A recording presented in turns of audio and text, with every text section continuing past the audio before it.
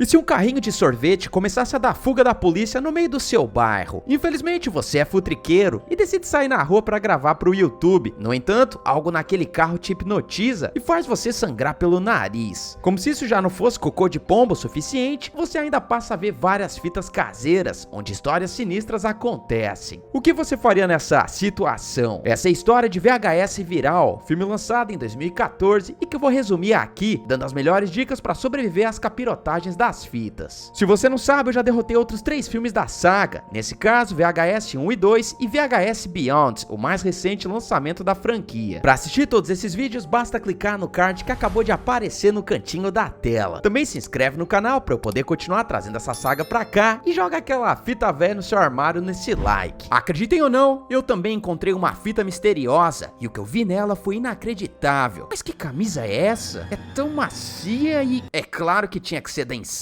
A Insider desenvolveu essas tech shirts que, na minha opinião, são as melhores do mercado no quesito conforto. As camisetas desamassam no corpo através do calor corporal, usam materiais que prezam pelo respeito ao meio ambiente e são anti-odor. Eu vou contar um segredinho pra vocês. Eu fiquei o dia trabalhando com essa camiseta e decidi assistir um filminho na cama depois. Acontece que eu peguei no sono e acabei não tomando banho à noite. Que nojo. Pra minha surpresa, eu acordei no dia seguinte e fiquei de boca caída, já que a camiseta não me deixou fedido. A propósito, hoje é a Cyber Monday e também a Last Call da Black Insider, sendo que isso basicamente significa que é a última oportunidade do ano para você aproveitar as melhores promoções da Insider, sendo que você ainda pode usar o meu cupom EDNERD15 para ganhar 15% de desconto na sua compra, que olha só, é cumulativo com as outras promoções que já estão no site, que podem chegar até 40% de desconto no preço final. Como a gente sabe, o Natal e o Ano Novo também estão chegando, portanto, aproveita o descontão da Insider para presentear suas pessoas queridas com produtos deles e não se preocupe, já que caso a peça não sirva, a Insider desenvolveu um processo de troca simples e rapidinho. O link para acessar o site, assim como o meu cupom de desconto, estão na descrição do vídeo e no primeiro comentário fixado também. Não esquece de dar o like e seguir o canal.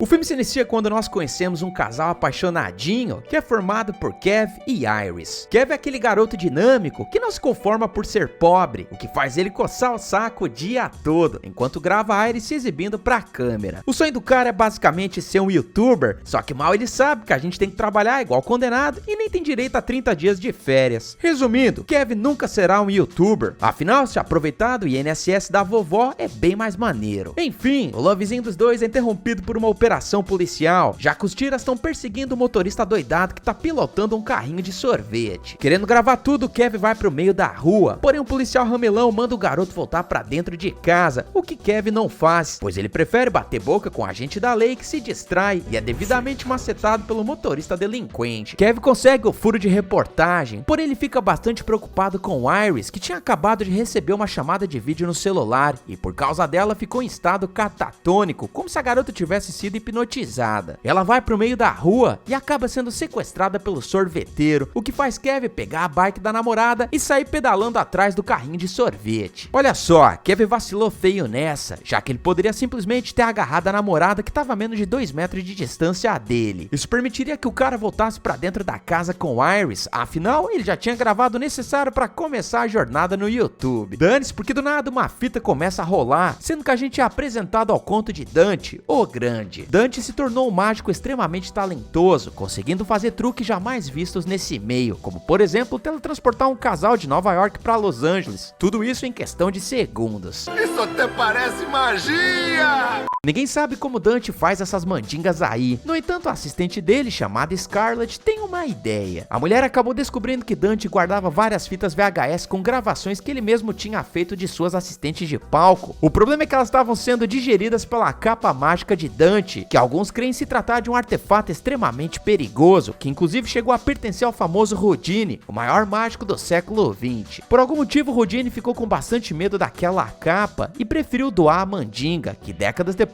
viria a parar nas mãos de Dante, quando ele era ainda um desempregado ferrado vivendo um estacionamento de trailers. O cara então percebeu que aquela capa dava habilidades sobrenaturais pra ele, sendo que não demorou muito para os shows dele começarem a bombar. O problema é que certo dia a capa magicamente decidiu parar de funcionar, alimentar. E diante disso, Dante se desesperou e percebeu que a capa precisava ser alimentada. Infelizmente, o cardápio favorito dela eram seres humanos, e assim Dante começou a contratar estagiárias para servirem de marmita pro artefato. Nessa, a gente já pode colocar 2 assistentes de palco. Foi então que Dante conheceu Scarlet, que mais do que tudo queria se tornar uma mágica também. Isso tocou o coração de Dante, que até chegou a ensinar a garota a amarrar os braços dele. O problema é que Scarlet tinha um namorado bingolinho pequeno, chamado Clay, que por causa da pequena estatura do brincalhão, era violento com a garota. Dante, que já estava arrastando a capinha pra cima dela, pegou pilha do cara e assim decidiu ensinar uma lição pra Clay, o teletransportando pro meio do camarim, onde o Borucutu foi devidamente finalizado pela capa de Dante. Infelizmente, ou não, Scarlet encontrou as fitas de Dante e caguetou o cara pra polícia, que acabou sendo preso por agentes da SWAT. Só que, mano, derrotar essa história é extremamente fácil, bastando que esse imbecil aí não tivesse gravado a capa dele finalizando as assistentes de palco. Não tinha a menor necessidade do cara fazer isso. Mas que idiota. Dane-se, porque Scarlet é chamada pra prestar depoimento pro detetive, sendo que ela jura de pé junto que Dante é um mágico de verdade, o que o policial obviamente duvida. Bom, pelo menos até Scarlet ser teletransportada bem na frente dele. Sumiu! A garota é convocada pra trocar uma ideia com Dante, que não teve a menor dificuldade em fugir do Chilindró. É aí que os outros agentes da SWAT vão atrás do danadinho, o que é uma péssima ideia pra eles, pois Dante finaliza os policiais enquanto toma um caldo de cana. Pode colocar mais 9 presuntos na conta. Nessa hora, Scarlet poderia ter aproveitado a distração de Dante com os policiais pra tentar arrancar a capa do corpo dele, já que a essa altura do campeonato, a garota já tinha deduzido que os poderes do cara eram obra da Mandinga aí. Seria arriscado, porém Scarlet também já sabia que mais cedo ou mais tarde ela viraria a marmita da capa, assim como os policiais. Dane-se, porque ela prefere esperar o mágico terminar o serviço pra somente depois confrontar a Dante, que fala que ela será a próxima da lista. No entanto, ela segura na capa dele e acaba ganhando poderes mágicos também, o que acaba transformando essa história num filme de Doutor Estranho, à medida que os dois caem na porrada mágica desenfreada. Como Scarlet é café com leite, ela não sabe controlar esses poderes e acaba perdendo a luta, sendo que Dante se prepara pra doar a garota como alimento pra capa. No entanto, Scarlet pensa rápido e usa aquele truque do kit de mágica da Eliana pra amarrar as mãos de Dante. Isso faz com que a capa se volte contra o mestre e o devore na mesma hora. Percebendo que a Mandinga é muito poderosa, Scarlet decide colocar fogo nela, o que, na minha opinião, o jeito que ela faz isso é muito errado. Nesse caso, ela não deveria ter encostado no artefato, afinal fica subentendido que a capa se apropria da pessoa com quem faz contato direto, o que significa que o artefato induz o comportamento da pessoa. Portanto, Scarlet poderia ter colocado fogo nela naquele mesmo teatro e não ter levado a Mandinga pro terreno da casa dela. Enfim, naquela mesma noite, Scarlet ouve um barulho no armário, que infelizmente ela abre, só pra descobrir que a capa tinha se regenerado e se teletransportado pra dentro da casa da garota, o que significa que a Mandinga quer se vingar dela, o que também não demora muito pra acontecer. A gente então volta pra história do carrinho de sorvete, sendo que outras pessoas começam a ficar hipnotizadas pela cidade. É aí que a gente vê um idiota se pendurando numa ponte pra gravar a perseguição, o que faz ele cair no processo, virando marmita de asfalto. A gente também vê Kev, que tá desesperado atrás da polícia pra pedir ajuda. É aí que uma dupla de ciclistas fofoqueiros dá uma dura em Kev, dizendo que o cara só tá atrapalhando o rolê deles. Kev pede uma força pros dois, explicando que o carrinho de sorvete tá dando voltas no quarteirão, sendo que o cara nem precisava provar o que ele tava falando, já que o sorveteiro aparece bem nessa hora e arrasta o ciclista genérico, que é moído igual a 100 pra colocar na macarronada bolonhesa. Olha só, se Kev, que não é um cara muito inteligente, descobriu que o carro de sorvete tava dando voltas na área, eu acho muito improvável que a polícia não tenha percebido a mesma coisa. Dito isso, eles poderiam ter feito uma barricada, sendo que assim como ele antes desse meia volta, os pneus do veículo poderiam ser furados, ou até mesmo fazer o carrinho de sorvete capotar, sendo que a polícia poderia ter usado um ariete, uma ferramenta muito comum nessas situações. Dane-se, porque o filme vai pro segundo conto, nesse caso um chamado Monstros Paralelos, em que conhecemos Afonso, um cientista de porão que tá tentando abrir uma passagem pra outra dimensão. O cara é danadinho e incrivelmente consegue abrir um portal pro multiverso, descobrindo a existência de outra versão dele mesmo. Os dois cientistas ficam chocados no primeiro momento, porém logo acabam trocando ideia, sendo que o Afonso da dimensão paralela propõe que eles troquem de lugar por 15 minutos. Estranhamente, o Afonso número 2 parece muito animado com a ideia e não tem pudor nenhum em atravessar o portal, algo que demonstra que ele tá meio desesperado pra fazer isso. Nessa situação, o Afonso número 1 deveria ter deduzido que as dimensões paralelas passam por processos históricos completamente diferentes. O que eu quero dizer é que o mundo do Afonso 2 poderia ser uma completa porcaria, podendo ter sido dominado pelo bigodudo alemão em 45, ou pela Skynet, ou até mesmo pelas divas pop. Pera aí, isso já rolou, cara?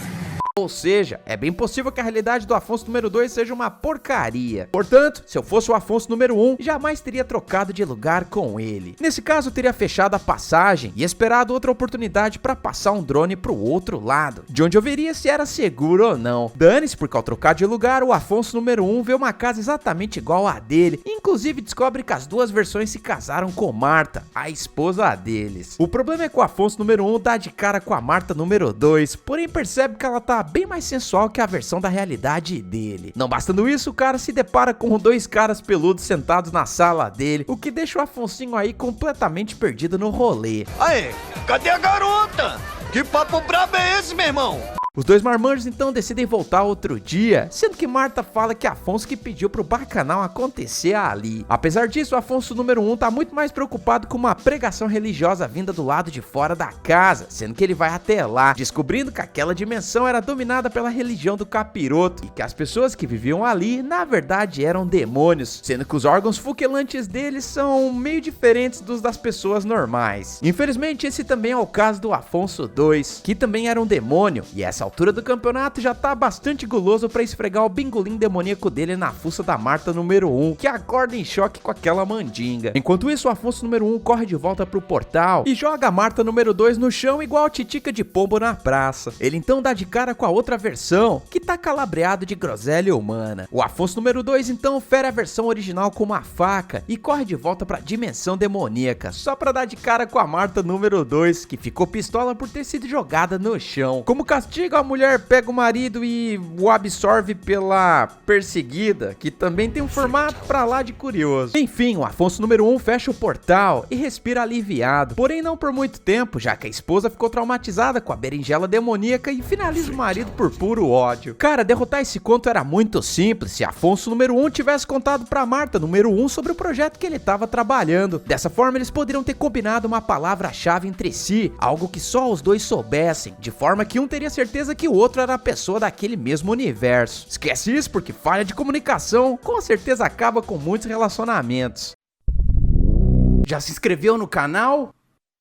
Cadê o like? O filme então volta pra saga do sorveteiro, onde vemos Kev perseguindo o caminhão, enquanto ele circula repetidamente pela vizinhança. Nessa presepada, um grupo de gangsters hispânicos tá fazendo aquele churrascão pra comemorar a libertação de um deles da prisão. O problema é que o ex-presidiário vê um helicóptero da polícia transmitindo a perseguição e presume que a namorada dele deu uma de X9 pra polícia. De repente, a música da caixa JBS se distorce e uma sinfonia de Beethoven começa a tocar, deixando os convidados completamente doidos, afinal eles só curtiam reggaeton. Todo mundo então começa a se finalizar com os garfos do churrasco, fazendo o ataque de pelanca lá Breaking Bad deixar mais 8 presuntos pelo caminho. No entanto, as coisas não param por aí, já que conforme Kev e o caminhão passam pela vizinhança, um tanque de gasolina explode no churrasco, colocando o ex-meliante, a namorada dele, na contagem de presuntos. É então que a gente vai para a última história do filme, que foi apelidada de Tempestade de Ossos. Nela a gente conhece Jason e Danny, dois skatistas marihuaneiros de Los Angeles, que também não gostam muito da CLT e assim decidem ganhar a vida filmando manobras radicais pela cidade. É aí que a dupla dinâmica e mais dois jovens, que o filme chamou de cara do dinheiro e cara da câmera, se juntam para fazer uma viagem até Tijuana, no México. Como uma viagem para lá deve custar um pastel com guaraná em dólar, o quarteto borrástico fica tinido para filmar as manobras radicais, porém não sem antes comprar umas bombinhas de São João na cidade. Eles então vão atrás de uma tal famosa pista de skate, porém os idiotas não falam espanhol e acabam se perdendo, indo parar num antigo canal construído para enchentes. Lá eles dão de cara com várias mandingas espalhadas pelo chão, tipo aquelas oferendas de procedência muito duvidosa, além de os pentagramas feitos com giz de cera vagabundo. É óbvio que aquele local se tratava de um estranho templo religioso de mandigueiros, sendo que derrotar esse conto era muito simples também, bastando que eles não brincassem de skate por lá. Infelizmente o quarteto borrástico não me ouve, já que eles colocam o Charlie Brown Jr. pra tocar. Só os skates sabem.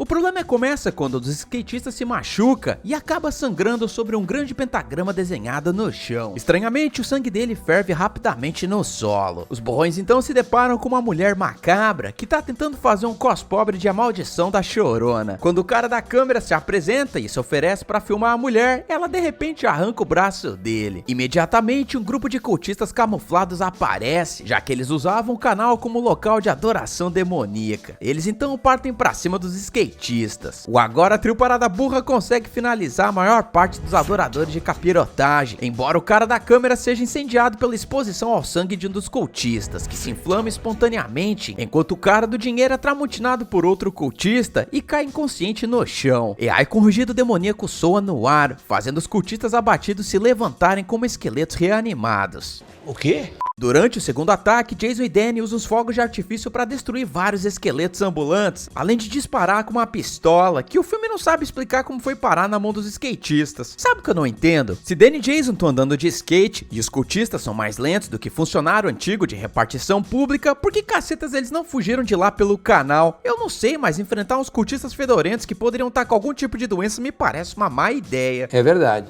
Enfim, os dois sobreviventes decidem de skate até a fronteira com os States, na mesma hora que uma criatura sinforosa sai do esgoto e come o cara do dinheiro, que ainda estava vivo. O filme então volta para a história principal, onde vemos a galera de Los Angeles esperando o cabeção. No entanto, 3 pessoas estão completamente alheias à situação, já que elas preferem dar um rolê de táxi pela cidade. É aí que a gente conhece o diretor Lewis, que tá bastante ansioso para filmar a lenta retirada de roupas de Lulu. É então que Lulu aponta o revólver pros tomates do diretor, dizendo que o danado tinha convencido o ex dela a compartilhar gravações comprometedoras da moça, sendo que Lewis ainda foi mais lazarento ao subir os arquivos na rede. Antes que o suco de tomate aconteça, a gente vê o carrinho do sorvete batendo em uma viatura que voa na direção do táxi e finaliza os 3 passageiros pervertidos. O filme então chega no epílogo, onde acompanhamos Kev finalmente entrando no carrinho de sorvete, que convenientemente tinha parado no meio do córrego de Los Angeles. Kev examina o banco do motorista, contudo ele apenas encontra um par de mãos coladas com fita adesiva no volante. Ao examinar a traseira do caminhão, ele encontra várias TVs empilhadas, e é então que Iris aparece em uma das telas de TV, exigindo que Kev suba as fitas que a gente viu pra rede. O cara obviamente fala que não vai fazer aquilo, já que os vídeos estão deixando as pessoas completamente ensandecidas. Porém, Iris ameaça se finalizar brutalmente, fazendo Kev concordar à medida que ele aperta um botão de upload. Ele então sai do caminhão, só pra ver que Iris já tinha ido de base horas antes. É aí que Kev tira o telefone da boca da garota e vê que o aparelho tá no modo selfie. Ele então se olha na tela em estado de choque e percebe que o nariz está sangrando, o que significa que ele também foi contaminado pela loucuragem. A cena final do filme mostra o caos em Los Angeles, já que a fumaça tá subindo e tem várias luzes se acendendo e se apagando, além de um helicóptero circulando no alto, revelando que os vídeos enviados se tornaram virais e agora estão afetando milhares de pessoas ao mesmo tempo. Eu não entendi esse final.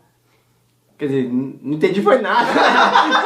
VHS Viral teve péssimas avaliações da crítica e público, sendo que, na minha opinião, esse aqui é o filme mais fraco da saga. Os contos são chatos, a história de Kev e Iris é mais ainda, e meu Deus, eu me pergunto onde foi que a produção contratou esses atores, já que as interpretações são mais artificiais do que o wafer de melancia. A única coisa mais ou menos legal aqui é a história do Dante, que é bem dirigida e conseguiu captar a minha atenção. Diante de tudo isso que eu falei, a minha nota pro filme é 4,5. Como o longa foi disponibilizado no streaming da Shudder, a gente não teve bilheteria de cinema. Galera, siga a gente nas redes sociais do canal que estão aparecendo aí na tela e considere fazer parte do clube de membros para ganhar seus e figurinhas do terror, assistir os vídeos sem propagandas e ainda escolher o filme para ser derrotado aqui no canal. Se vocês realmente quiserem ver o resumindo VHS 94, que é o próximo filme dessa saga, já sabe, deixa a frase "eu quero" nos comentários. Também destrói esse like, porque eu sei que vocês são fera e vão fazer esse vídeo se tornar viral. Então bora chegar nos 6.000 likes. Sem mais enrolação, bora pra contagem de presuntos. O total de corpitos no filme foi de 49 presuntos, sendo que o troféu presunto de ouro vai pro cara da câmera engolido pelo demônio. Eu espero que vocês tenham gostado, eu vejo vocês no próximo vídeo e valeu!